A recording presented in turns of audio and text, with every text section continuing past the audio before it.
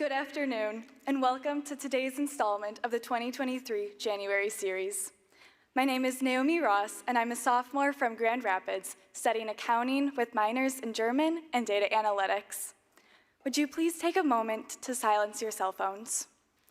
As you are doing so, I would like to welcome guests from all of our remote viewing locations, including South Bend, Indiana, Allegan, Grandville, and Hastings, Michigan, and to all of our virtual attendees across time zones. We are so grateful that you're joining us today. And now, please join me in a word of prayer. Dear Lord, we thank you today for this opportunity to gather, whether virtually and in person, and hear words of wisdom from our speaker. We come to you acknowledging needs that are all around the world. There is poverty and destruction, yet you are hope. Thank you for being hope and working through your servants on earth to create innovative solutions that bring restoration. You constantly surprise us. Today, we ask that you, through our speaker, challenge us to think differently about how we can be your servants in our community and world. Please give us a desire to see these worldly needs and be a force of change wherever you need us. In your name we pray, amen. And now, Dr. Wiebe Bohr, president of Calvin University, will introduce our guest.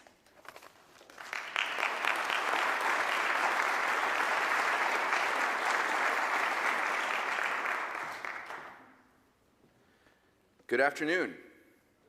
It's a pleasure to welcome you to the 2023 January series of Calvin University. We are grateful to today's underwriters, the Howard Miller Company, and the Calvin Center for Innovation and Business for making this lecture possible. As today is our last day in person, tomorrow's final session is online, I did want to use this opportunity to give a special thanks to some key people who've made the January series possible. So first of all, Michael Wildschut and the entire team of the January series, if we can give them a round of applause.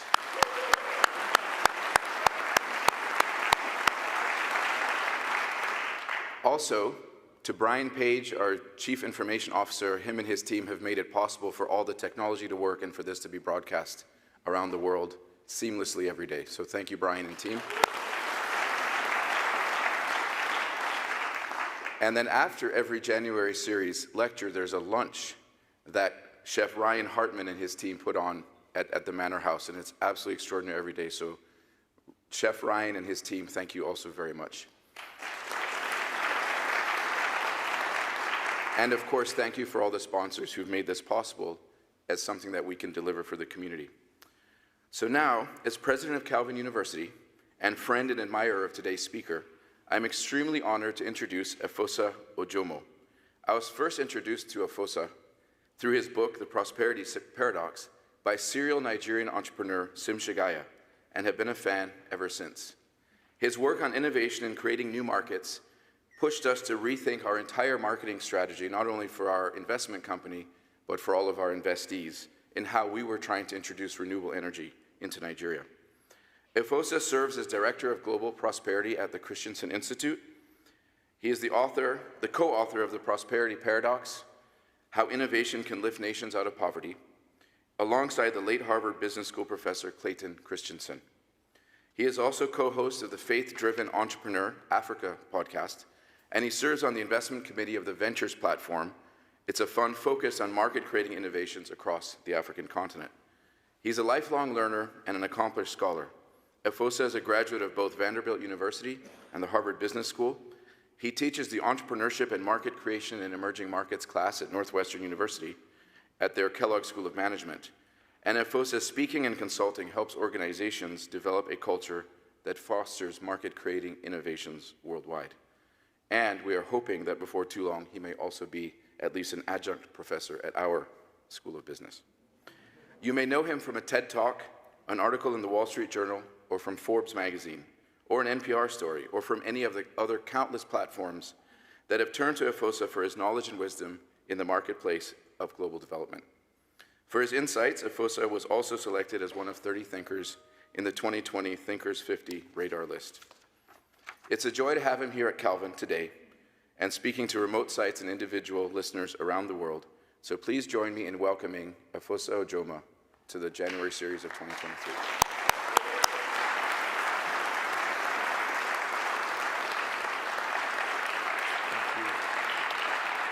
Thank you. Thank you all very much for being here. Thank you, President Wiebe. Thanks to Michael, who's managing the January series, and all the hardworking people who have made this possible. And all of you who are here listening, and the folks who are online. I deeply appreciate it. I often say time is the most precious resource that we have. So I don't take it lightly that many of you here and online are giving me your time. And I hope after this hour, it would have been worth it, because you can't get it back. I'm sorry.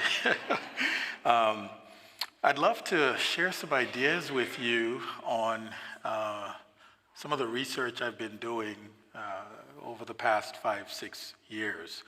And hopefully those ideas help change the way you think about prosperity, poverty, the role of innovation, the role of markets in helping us lead much better lives.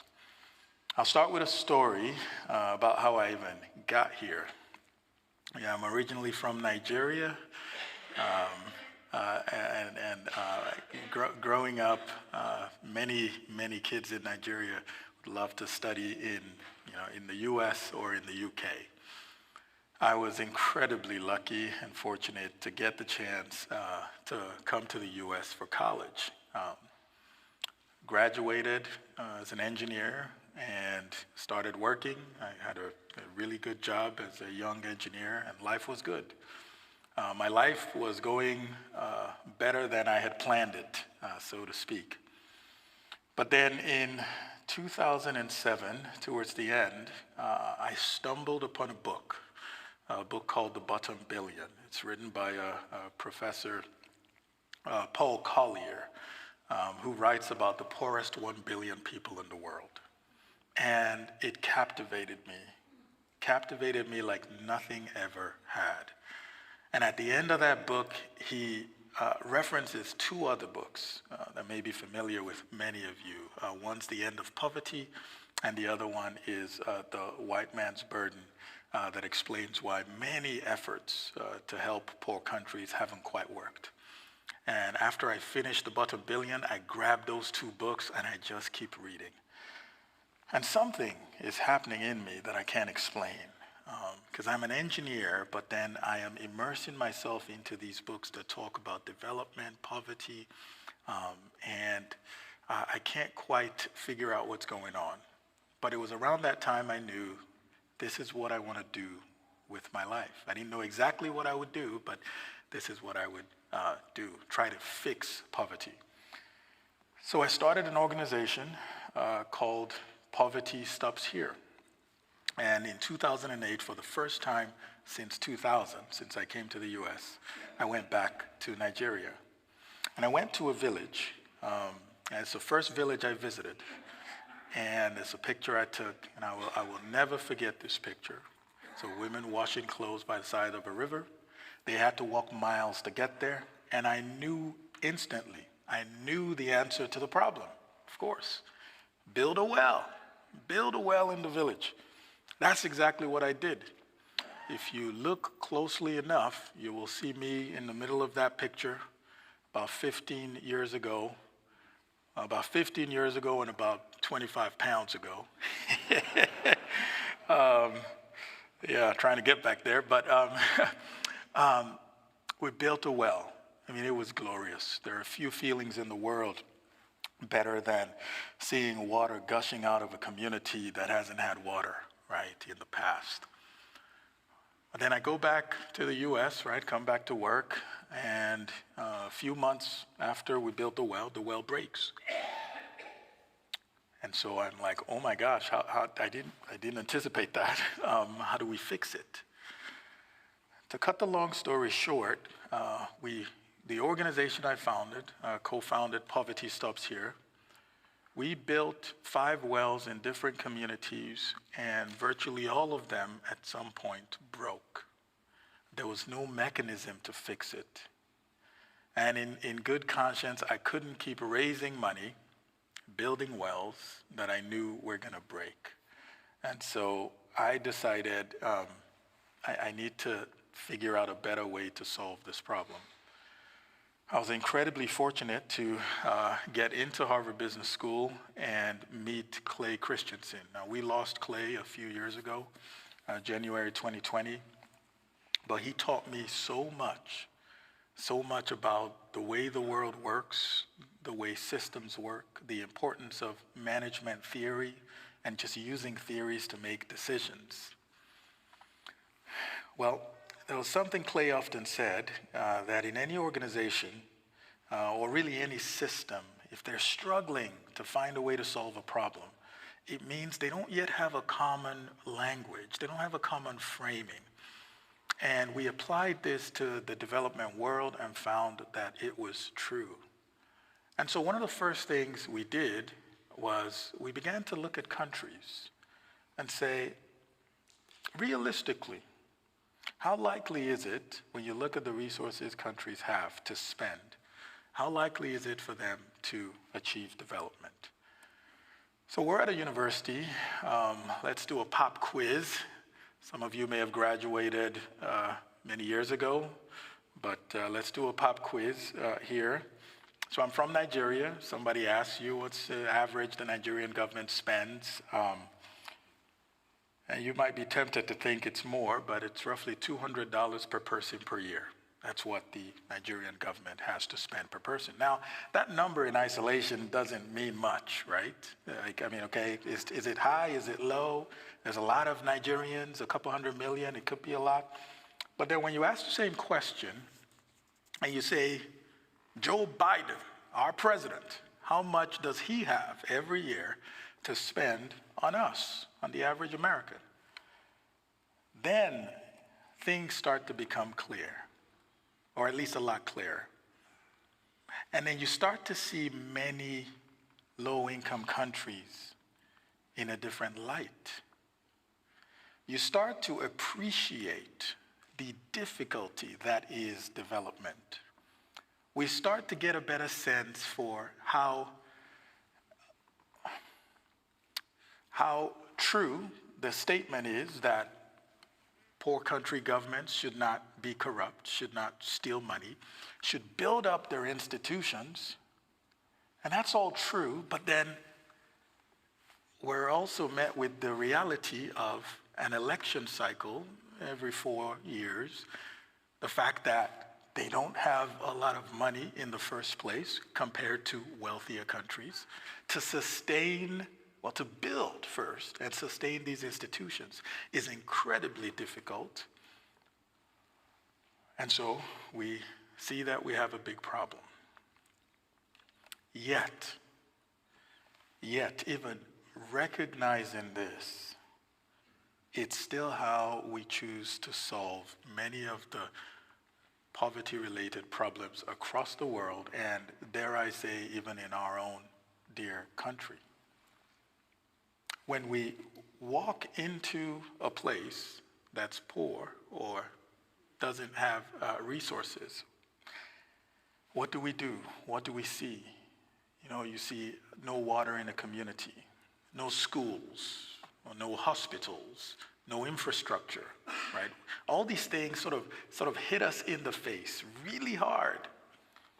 We see all these things, and instantly, much like I did, it's like we know the answer to these problems. Of course we do. Just give them schools, give them hospitals, give them roads and bridges. Oh, there's corruption here? Anti-corruption programs. And then I often ask, I was like, well, how many people over the age of 5 or so don't know that they shouldn't take what's not theirs? Don't know that they shouldn't steal? And so we begin to appreciate how thorny some of these problems are. It's not as simple as plopping down the resources, the systems that we think will fix the issue. It's a little bit more complex than that. And that's where innovation plays a critical role, an incredibly critical role. But then, what does innovation mean? Is innovation my iPhone? Is it my new electric car? Is it the latest microphone, right? Like, what is innovation? And Clay gave us a category of innovation that I think is helpful. The first thing is understanding that not all innovation is created equal. Primarily three main types of innovations, right? The first are what we call sustaining innovations. Now, these are innovations that make good products better. Most of the products that you see are sustaining innovations. There are innovations like a new camera on your phone, better memory, a new type of credit card with miles and points, right? They improve on existing products and services. Now, these are important, incredibly important, because you want to keep companies vibrant and exciting to work at. But when you step back and think about access, they tend to be focused on markets that already exist, right? If you couldn't afford an iPhone 10 or 11, you'd be hard pressed to afford an iPhone 14 or the latest version, right? So sustaining innovations. Efficiency innovations are the other types of innovations. These are innovations that help us make good products cheaper. And so when you hear of a company, like we're hearing today, many companies laying off thousands of staff, especially in the tech world, they're trying to make their organizations a lot more efficient. When you hear of a company saying, maybe we can outsource this operation to another region or country, that's an efficiency innovation. They want to be a lot more efficient with their operations. Now, efficiency innovations are not bad. Let's be clear, no innovation is bad, but stepping back and understanding how this innovation activity impacts an organization and ultimately the economy of a region and then a country is incredibly helpful for us, right, when we think about prosperity. Efficiency innovations release cash flows. They help us get more cash on the books.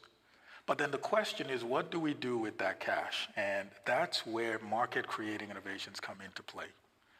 Market-creating innovations transform complicated and expensive products, make them simple and affordable so many more people in society could afford them. Most of the innovations we enjoy today were developed by people who created new markets so that we could enjoy them. They made innovations affordable and accessible to the average person in the region. And in so doing, we begin to ignite the engines of prosperity. It's the primary way we got to where we are today in the United States. A market-creating innovation takes many forms. But one of the unique things about this categorization of innovation is what does the organization focus on? Because most organizations are focused on a portfolio of innovations, right? I mean, it's not like one organization only does market creation and sustaining and so on. And so one way to know is, what are we anchoring many of our decisions on? So with sustaining innovations, the focus is on product. Primarily, it's on product. With efficiency innovation, it tends to be on process. How do we make this process a lot more efficient? How do we get more out of this? How do we eke as much out of this thing that we're doing? But then market creation is about people. It's about access. It's about making sure a product or service gets to people or businesses that currently don't have access. And to do that, we need to build new systems. Now, I stand here and I preach the prosperity paradox gospel, not the prosperity gospel. They're very different. And I recognize this is not easy because the implications for business is something that we must grapple with. Sustaining innovations tend to align with many business processes, right? If you go to your manager and you say, oh, we need to start working on next year's model for the Toyota or a new model for a camera, like people get it, like that's what companies do. You tend to see the payback in shorter amount of time. Efficiency innovation is similar, right? If you go to your manager and say, if we invest in this software, we will save millions of dollars. That's something that most managers will try. But then market creating innovations, this is essentially you going to your manager saying, there's a group of people somewhere, for whatever reason, we have never quite tried to sell to them. Maybe they're poor or deemed too poor, uneducated, don't have the skills to consume our products. Whatever the barrier to consumption is, you say, there are these barriers, but I think we can invest quite a bit of money, invest in new processes. Anybody who's ever tried to change processes within an organization can tell you it's not easy. To go and serve people who we've never served before. Market creation is not easy, but it is necessary because this is the kind of impact it can have. Now, I love this image because it shows a very humble Nokia phone. You go back 25 years and you tell anybody you want to build mobile telecommunications network, infrastructure across Africa, they would have told you you were crazy. They would have told you it would never work. They're too poor, too corrupt, and they don't have the right institutions, infrastructure, education. I mean, you name it, the list is endless. Now, we forget today because we go almost anywhere across the world and the average person has access to this. Now, specifically on Africa, the impact this one market has had is profound, incredibly profound, because all of a sudden you have people who are able to communicate now more effectively. There are 1 billion subscriptions. You have millions of jobs that are supported, billions in tax revenues that are now pumped into the economy.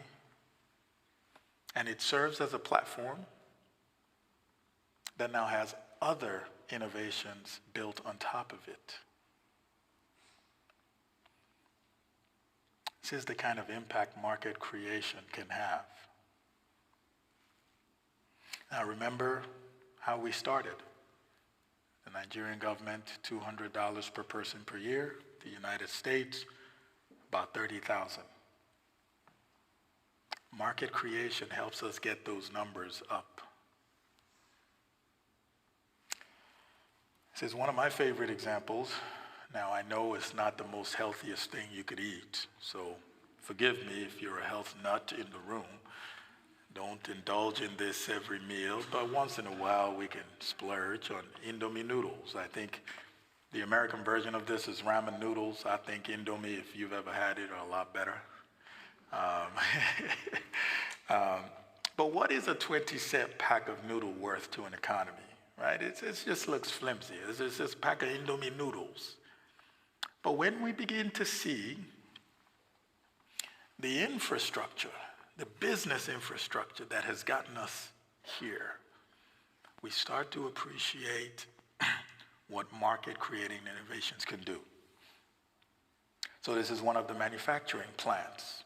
Well, we had to build it, we had to power it, we had to employ people to work there, we had to train them.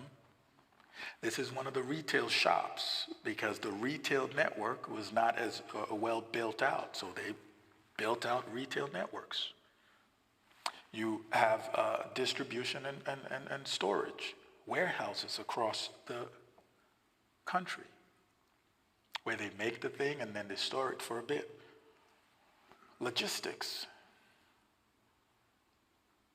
So you got to get those trucks, you got to train drivers, you have them drive the noodles from point A to point B. You've got to put fuel in the trucks. And so all of a sudden, a 20-cent pack of noodles starts to look a little bit different to us. It starts to look like development. It starts to look like the engine of prosperity that can propel a nation from poverty. The thing about development in many regions in the world to sustain it is not that we have too many markets, it's that we don't have enough markets that serve the average people. Here's another pop quiz that I like to do. If you've watched any of my TED Talks, you would probably know the answer to this. But it's a question I often ask when I go out and speak, right? It's some statistics from a country, and I ask, what country is this, right? And as you can imagine, there's so many passionate responses. Afghanistan, Somalia, Sudan, Mali.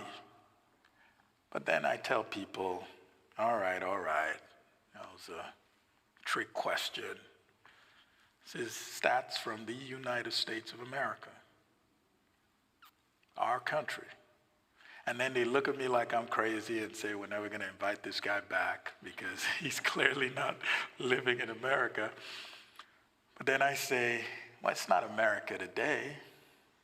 Nah, this is not America today. This is the United States, circa 1850s, early 1900s.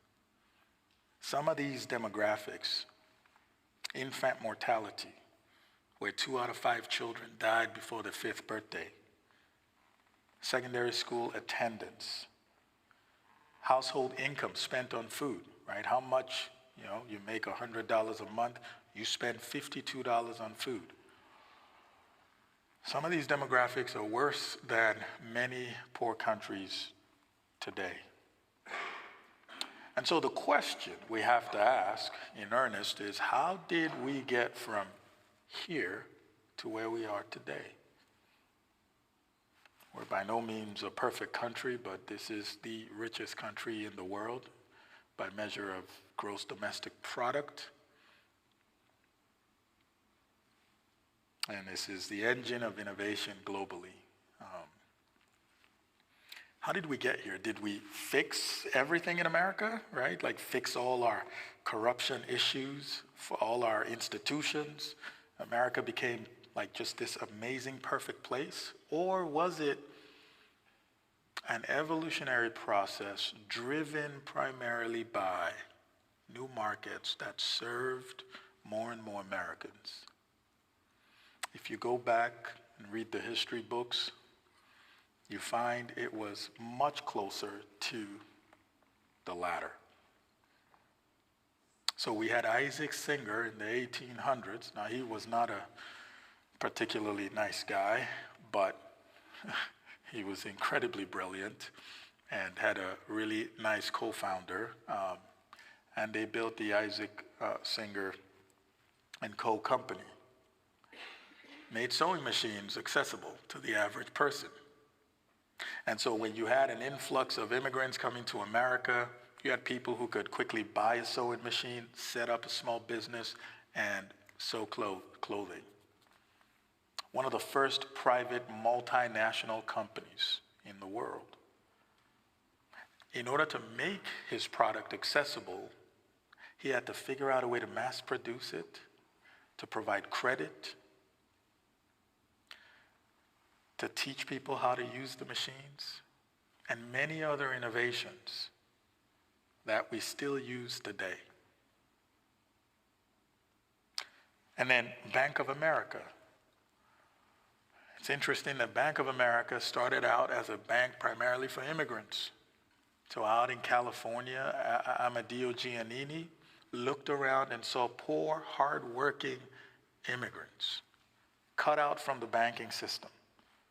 And he said, I want to make a bank for the little fellows, was sort of how he put it. It was first the Bank of Italy, and it became Bank of America, and was once the largest bank in the country. Now it's second to JP Morgan Chase. But the focus, right, was how do I make financial services and all the benefits of it available to the average American? And then Henry Ford essentially redefined how we live. In fact, most societies today are not built around the person. Sorry to bust your bubble. They're not built around you or me. They are built to accommodate the car. They are built to accommodate the car. You go to a restaurant and they don't have parking. That's a very difficult experience. You go to the mall, the parking lot is bigger than the actual mall. And so for each car we have about 4 parking spaces that we have to think about. Henry Ford made the car available and accessible to the average person. As this happened, so I know this is an eye chart and it's difficult to see, but what we get here is the GDP per capita of America going up, and each of the horizontal bars are just market creation, the diffusion of different innovations. And we see that even in our own local community. Just a quick thought experiment.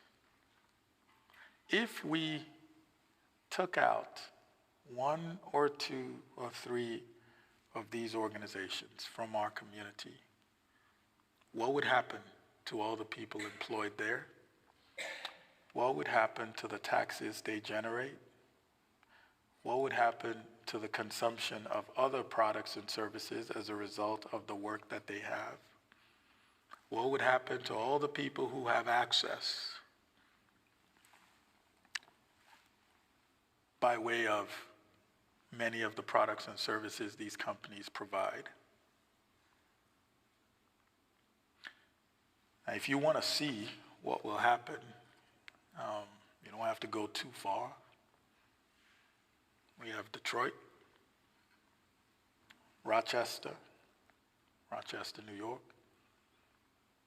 And some of these cities are trying to stage a resurgence, but when you take innovation out of a society, you see that the lifeblood in that society just goes away.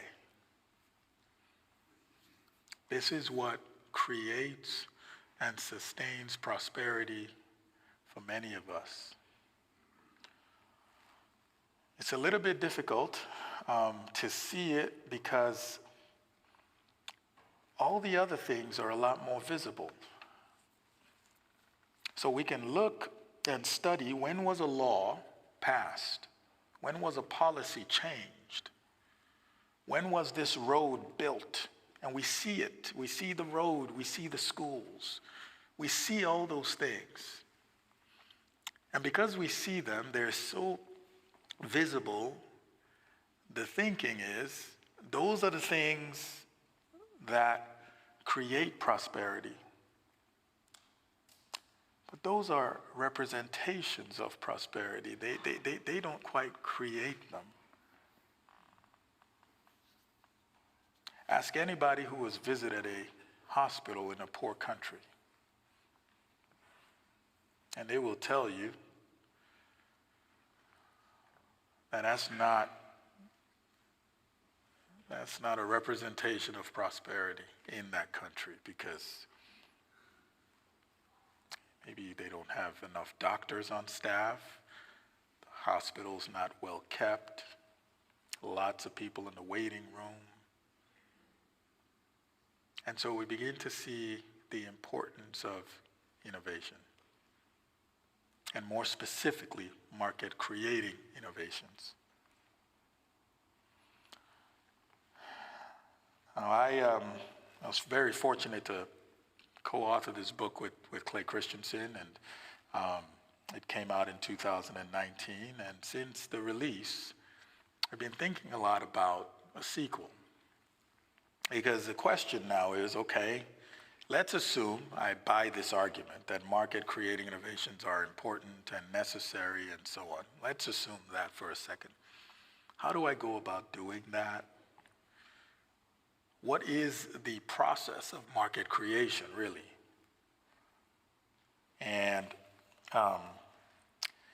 I don't know the answer to that question, but that is what I want to figure out over the next year or two. So for the first time, I have actually not mentioned this. I'm sort of announcing that over the next year or two, I'm going to start a new project that I'm calling the Prosperity Process. That's going to help us understand the process of market creation. What is it? How do we finance it? How do we lead organizations that are market creating? How do we accelerate the adoption of new innovations across society?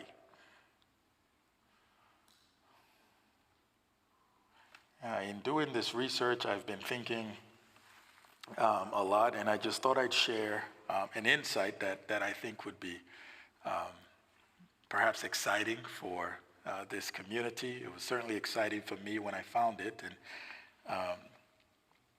been thinking about different market-creating innovations, what it took for the entrepreneurs to create them, what kind of leadership was necessary, what kind of leadership attributes. And by far, the most important leadership attribute I have found so far, still in the beginning stages, so forgive me, is love.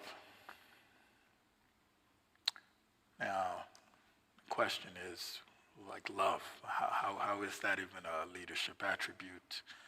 There are many other, so much has been written about leadership. But when you think about what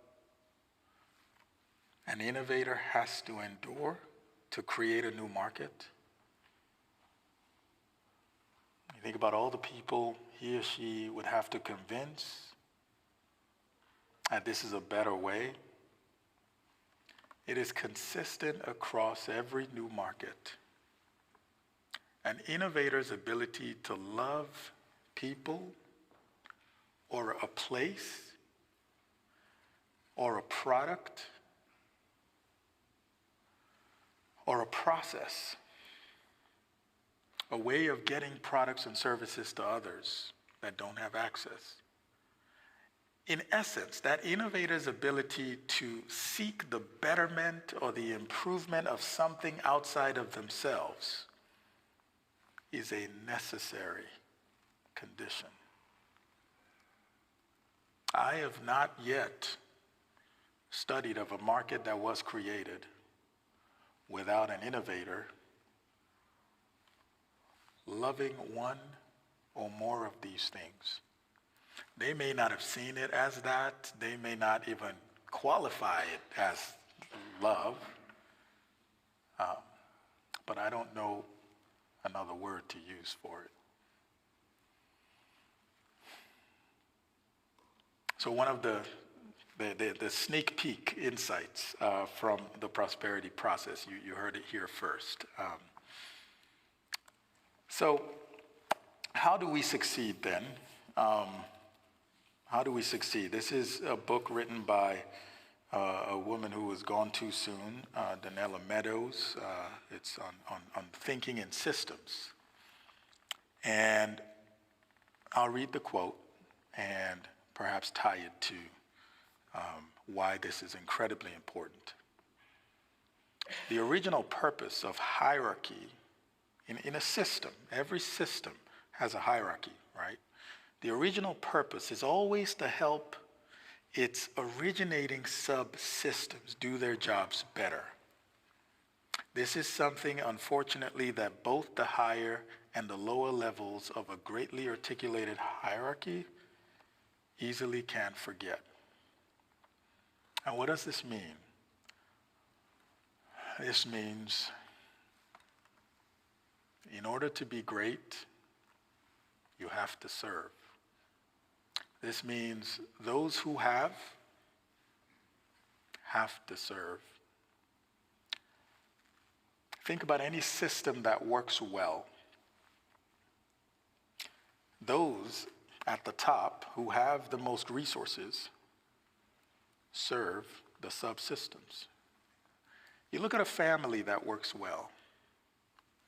The parents serve the kids. I'm a new parent. I've got 2 kids, under 2.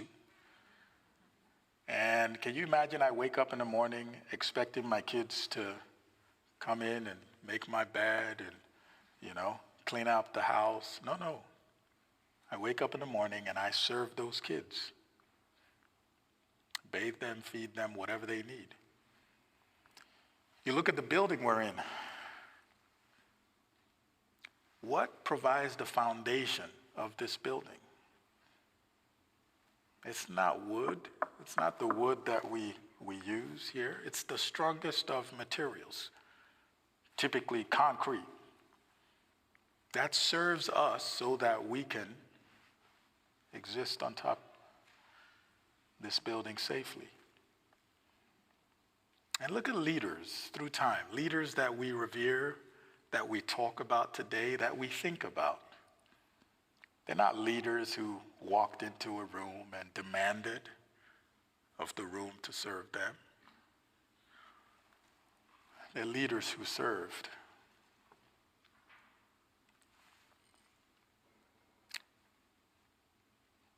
I don't know of a way to create new markets. Perhaps there is, and I just haven't figured it out.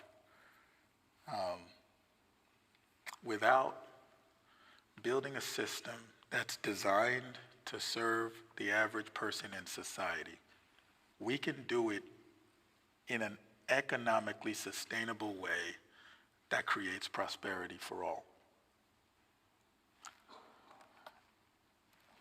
I've experienced this personally. I'll end here. This is what Clay Christensen gave me. At the time, I didn't know it. I graduated from business school, and he asked me to be his researcher, and I'm very happy and excited. But not just that, he says, be my co-author. I would have been happy to get a mention in the book. I mean, he's Clay Christensen. But he gives me a co-authorship, and he says, Efosa, wherever we go to speak towards the end of his life, I want you to go with me. So we traveled together. One of his last trips was to South Africa. And we speak together, share the stage together. And in a sense, he gave me a platform. And he's the reason I'm able to be here in front of all of you today to share some of these ideas. So I've experienced this. And I know this is the thing at the core of helping us create markets that serve as many people as possible. If we're able to wrap our arms around this, well, I think we'll solve many of the world's issues. I want to thank all of you today for listening. It's been my pleasure. I'm deeply grateful. Thank you.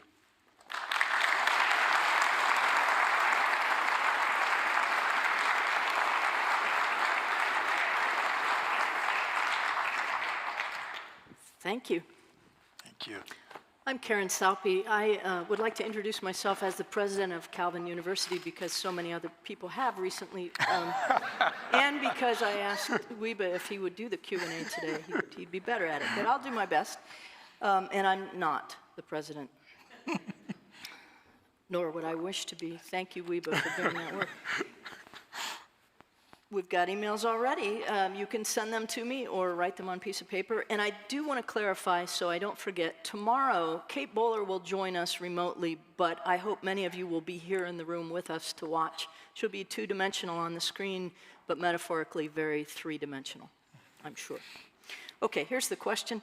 Has microfinance helped with innovation in countries over the past years? For instance, Kiva investing $200 with an individual in a village and letting him or her use the funds to grow or make what's needed in the community.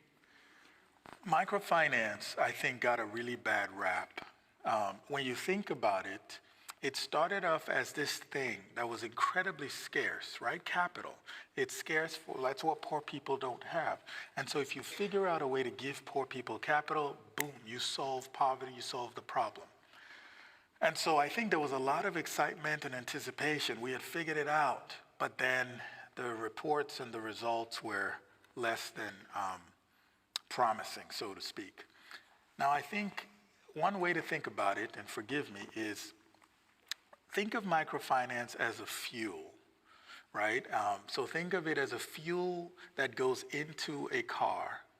Now, if you have the car with a terrible engine, one of the tires is bad, it gets terrible gas mileage, it's horrible. You need that fuel to have the car move, but because the car isn't healthy, the fuel can only do so much. Now that's what microfinance had done, and I don't think we saw that. So it is a part of the solution, but if we infuse capital into a system that is not designed to absorb it in a way that it can be incredibly productive and effective, then microfinance is quite never going to deliver. So I think it had an unfair burden placed on it. And so it's not like, is microfinance good or bad? No. It's necessary, but let's not place an overly heavy burden on just the capital component of building a thriving economy. Thank you. One viewer would like you to finish the story of the well. Poverty ends here. Is that still? Well, whoever that viewer is, oh man, I am. So we stopped building wells. I think one of the most important things I've learned in life is what are my capabilities? What am I able to do and what am I not able to do? Once I saw that I was able to rile up a bunch of my friends in my community, mostly at my church and where I worked, to raise enough money to build wells, but that was pretty much all I could do, I realized that's not solving the problem. If anything, that's perpetuating a terrible problem. So I had to actually stop doing that. And now I try to promote other models that are more sustainable. And so, I think it was Dietrich Bonhoeffer who said, when you figure out that you're on the wrong train, the best thing you can do is step off the train and board the right one. So that's sort of what I had to do. So here's a follow-up question from a viewer in Hastings. Is there a well repair innovated business in Nigeria? I mean, there are many. They're just not designed to go into the really poor communities where we were focused on. And so I think what I would do if somebody came to me, and I think our Clean Water Institute folks are way more here at Calvin. I don't know if all of you knew that, but they are here. They are more intelligent about this than I am. But if we were going to go build a well in a community, I would ask questions such as, how are we going to operate the well? People are going to pay for it. If it breaks, who's going to fix it? Can we create a system around that well that ensures its sustainability? If we cannot, then I think what we should do is figure out a way to build that system first, which takes a bit more time. It's boring, laborious, it's not fun. We want to take those pictures, like send to friends, look at what I'm doing. That's the fun stuff. But the hard systems building work that needs to happen. It's not fun, but it's necessary. So that's how I would approach it today. Thank you. There's another one. Creative innovation has a great deal to offer. Still, historically, many creative innovations have also contributed to challenging societal problems. For instance, cars equal pollution. We're not good at seeing around corners. Do you see any encouragement that we'll be able to find a better balance? Yeah. So part of why I still use the car example, even though I know it's a big source of pollution, is I use it because I want us to embrace this idea that we live in a complex world. And so moralistically, let's say, depending on what side of the fence you're on, but I think most scientists would say global warming's a problem. We need to figure out the environment and so on, right? Moralistically, it's like, okay, cars bad, pollution bad. We need to fix that, figure that out, right? But then realistically, pragmatically, how the world works, we can't just simply shut that off. Right? We have to figure out ways to have conversations, to develop perhaps hybrid innovations that can get us from where we are to a better, safer world. And I think it's in wrestling with those difficult issues in light of this fact that, okay, yes, there is a lot of pollution, but like if my mom got sick, do I not put her in a car and take her to the hospital? Do the doctor? Like, it's not that simple. And so wrestling with it is key. And I think if we wrestle with it in a way that says, how are we trying to solve these problems realistically? We've built up a stock that depends on fossil fuels, a stock that depends on internal combustion engine cars, just using that as an example. And if you know anything about systems, stocks don't change overnight. They just don't. Heck, I can barely change my behavior overnight, much less an entire system, right? So once we understand that about stocks, then systems, then we can say, okay, how can we realistically get from where we are to where we want to go? But if we approach the argument always from a moralistic, like pollution bad, this good, how are we going to make the kind of progress we need to make, right? We can win arguments. We can write amazing papers. We can insult people. We can, Twitter. But we're not going to be here forever. We need to figure out how we're going to use the time we're here to build better lives for others. And I think that's a better way. We've got lots of good questions coming in here. What is the role of governments in propelling market-creating innovations for prosperity? Do you agree with thought leaders like Mariana Mazzucato that governments need to go beyond just correcting market failures and become more entrepreneurial to create better public value for citizens? I mean, I can agree with her, but what does that, that may not be worth much. I understand the school of thought as it relates to the entrepreneurial state, and much of her work that talks about public spending for R&D and innovation and the government at the center of many of like the internet and so on. But then you have to ask, where the government does not quite create value in a sense, it distributes value, right? So it's about to be February. By April, all of us are going to be running around doing our taxes, right? We create value, the government taxes us, and then they distribute that value across society. And so how does the government fund innovation or really anything without the creation of value first? So we have to sort of go back to first principles, right? Then the second is we also have to appreciate how governments work. We live in the United States of America. government will have 4 years. If you're in Congress, I think it's 2 years. And so in theory, sure, governments could spend more, fund more, but when we look at how does a government actually function, how do elections work, how does money impact governments? I mean, those are the hard questions. So yeah, sure, governments should spend more, they should invest more, but realistically, right, what are they gonna do in the short time they have? What do they care about? Those are harder questions to wrestle with.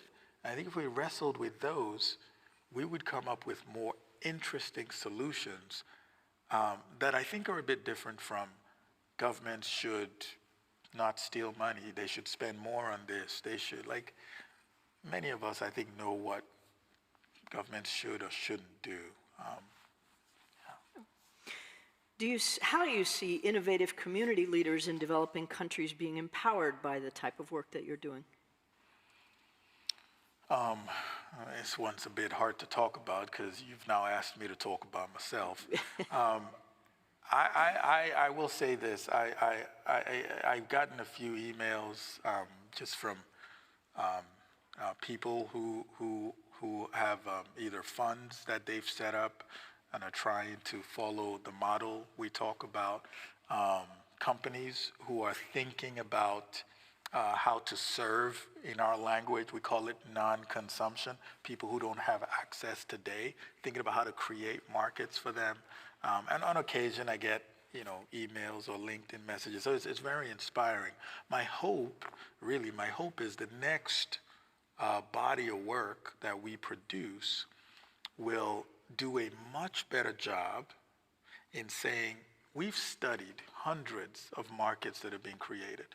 I mean, from the vaccines to the simple, like, utensils that we use, like, I don't know if you knew this, but forks were once, like the forks we used to eat, they were once seen as demonic because the pitchfork was connected to the devil. And then after we got over that hump, they were too feminine. Like forks were too feminine, so they didn't get widespread adoption. So just many of the innovations we see today have had really interesting adoption stories. So reminding people of the process of market creation so that they are better able to invest in these and develop these, so when they get some of those, the pushback and the struggles, they're like, okay, I'm in good company. The vaccines went through a similar thing, cars, bicycles, and so on, and how to finance these and so on. So I hope the next book really helps us better implement market creation activity. Could you tell us a quick story or two about some places or particular projects where you're seeing this model succeed, where prosperity is coming? So I would say I would do Brazil is one example. There's an organization there called Dr. Consulta, and through a lot of, I would say, process type innovations, making how you book appointments, see doctors and physicians, they are making healthcare diagnostics incredibly accessible to the average Brazilian. Started out in Sao Paulo. And so you can go get, say, an x-ray for something as little as like $10, $15, right? So it's really inspiring to see and to watch that model. Similar model in Mexico of a company called Clínicas del Azúcar that is managing diabetes. So that's another example. It's cutting the cost of managing your diabetes by 70-75% and making it a lot more efficient. Let me think. But yeah, so these are examples, right, of places where you see these types of innovations playing a role and giving people access to something that historically they would never have been able to afford. Thanks. Finally, what are some organizations doing innovative work in developing countries that you'd recommend supporting?